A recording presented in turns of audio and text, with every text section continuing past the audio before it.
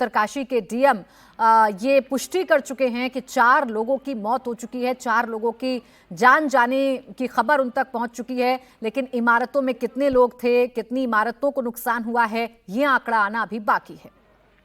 की आशंका है जो हमारी एसडीआरएफ है और साथ में एनडीआरएफ की जो है उनको भी टीम को हम लोगों ने रवाना किया है और पहले आकलन हम कर रहे हैं और जैसे ही पता चलेगा कि किस लेवल की क्षति हुई है उसके हिसाब से कार्रवाई। तो कैजुअल्टी की कोई सूचना सर अभी तक?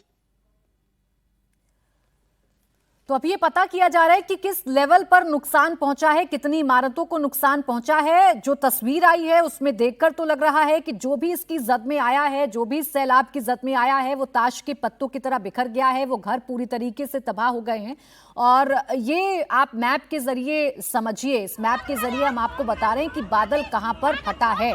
उत्तरकाशी का एरिया है हर्षिल और हर्षिल से 3 किलोमीटर आगे पड़ता है धराली, जहां बादल फटता है। बादल फटने की वजह से यहां सैलाब आ जाता है। बादल फटने की वजह से यहां पानी का सैलाब आ जाता है और इस पानी के सैलाब में सब कुछ तबाह होने लगता है, इमारतें तबाह होने लगती हैं। तो ये जो पूरा मैप है उसके जरिए मैं आपको बताती हूँ कि कहां पर ये हादसा हुआ है, कैसा हादसा हुआ है और इस हादसे के बाद जो रेस्क्यू ऑपरेशन चल रहा है उसमें क्या क्या मुश्किलें आ सकती हैं। देखिए उत्तरकाशी, और उत्तरकाशी का एरिया है हर्षिल।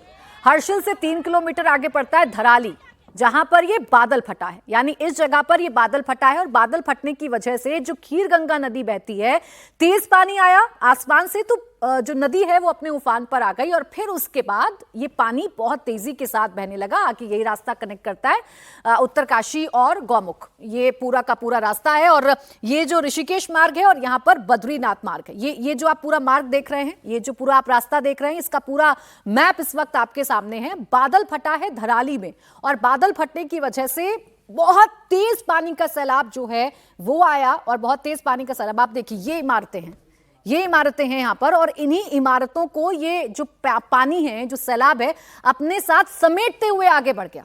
सब कुछ तबाह करने पर आमदा हो गया ये पानी जो है। और ये जो पानी आ रहा है, ये आ रहा है खीरगंगा नदी से, क्योंकि तेज बारिश हो रही थी और इस इलाके में लगातार बारिश हो रही थी। बीते 2 दिनों से लगातार बारिश हो रही थी। उत्तरकाशी में ही हर्षिल है, हर्षिल से 3 किलोमीटर आगे धराली एरिया है। ये धराली एरिया है जो रिहायशी इलाका आप देख रहे हैं। यहाँ नदी बहती है, खीरगंगा नदी बहती है, लेकिन तेज बारिश की वजह से ये नदी ऐसी उफान पर आई कि इसकी जद में जो कुछ आया या इसके प्रवाह में जो कुछ आया वो सब कुछ अपने साथ बहा कर ले गई। अभी मौके पर रेस्क्यू ऑपरेशन चल रहा है।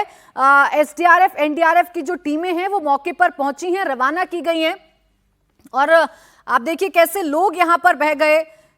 ये तस्वीर आप देखिए, यहां पर आदमी कैसे बह गया, वो तस्वीर को देखकर अंदाजा जो है लगाया जा सकता है। तो अभी धीरे धीरे करके एक एक तस्वीर सामने आ रही है और कैसे जिंदगियां, ये देखिए कैसे जिंदगियां इस पानी के आगे बेबस थी, कैसे ये आदमी सैलाब के आगे बेबस हो गया है, ये भी तस्वीर में अब साफ तौर पर नजर आने लगा है। यहां जो आपको ये नजर आ रहा है, सर्कल करके आपको समझाने की कोशिश कर रहे हैं, स्पॉट करने की कोशिश कर रहे हैं कि यहां पर ये टीन शेडी रेड कुछ बहता हुआ और इसके नीचे आदमी बहता हुआ नजर आ रहा है। तो 4 लोगों की मौत की पुष्टि अभी तक हुई है और ये आंकड़ा ना बढ़े ऐसी प्रार्थनाएं की जा रही हैं, लेकिन शंकाएं बहुत ज्यादा हैं, आशंकाएं बहुत ज्यादा हैं, चिंताएं बहुत ज्यादा हैं, क्योंकि जिस तरीके से ये सैलाब आया है, जिस तरीके से ये तबाही आई है, उसे देखकर तो ऐसा लग रहा है कि नुकसान ज्यादा हो सकता है। लेकिन ये आदमी अपने आप को बचाने की कोशिश करता रहा, लेकिन पानी का प्रवाह इतना तेज था, पानी इतनी तेजी के साथ बह रहा था कि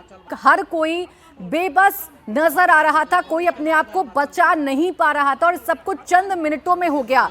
आवाजें लग रही थी, सीटियां बज रही थी, लोग ये बता रहे थे, ये चीख रहे थे कि बहुत तेज पानी आ रहा है, यहाँ से भाग जाओ। लेकिन भागने का मौका मिलता उससे पहले ही यहाँ पानी ने सब कुछ बहा दिया, पानी ने सब कुछ अपने आगोश में ले लिया। ये तस्वीर देखकर समझा जा सकता है।